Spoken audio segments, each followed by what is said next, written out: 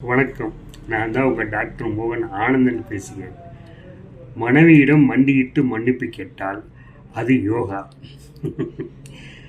மனைவி திட்டுவதில் காதில் வாங்கிக் கொள்ளாவிட்டால் அது தியானம். யோகாவும் தியானம் நம் வாழ்க்கைக்கு ரொம்ப முக்கியம். தோளுக்கு மேல் வளர்ந்தாச்சு, இனி இவளை அடக்க முடியாது. பெத்தவங்க மகனை அடிக்க இன்னொருத்தி ஏற்பாடு பண்ணுறது தான் திருமணம். மாப்பிள்ளை வீட்டில் மாப்பிள்ளைக்கு ஒரு தங்கை உண்டு என்று சொன்ன உடனே பொண்ணுக்கு லேசா முகம் வாடும். ஆனால் பெண் வீட்டில் பெண்ணுக்கு ஒரு தங்கை உண்டு என்று சொன்ன உடனே மாப்பிள்ளைக்கு ஒரு சந்தோஷம், முகத்தில் பிரகாசம் இருக்கும். பாருங்க, ஆண்களுக்கு எப்பவுமே பிறந்த மனசுங்க. அடிக்கடி டீயோ காஃபி கேட்கிறார்கள் என்றால் உங்கள் நிறுத்தாத பேச்சை புத்துணர்ச்சி கேட்க விரும்புகிறார்கள் என்று அர்த்தம். மற்ற அழகான பெண்களை பார்க்கிறார்களா?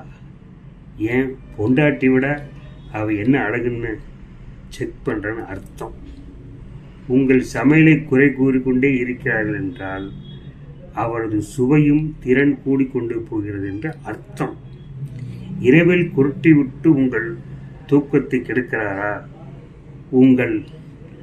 உங்களை மணந்த பின் தான் நிம்மதியாக உறங்கிறார் என்று அர்த்தம்.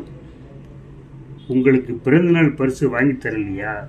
உங்கள் எதிர்காலத்துக்கு பணம் சேமித்து வைக்கிறார் என்று அர்த்தம்.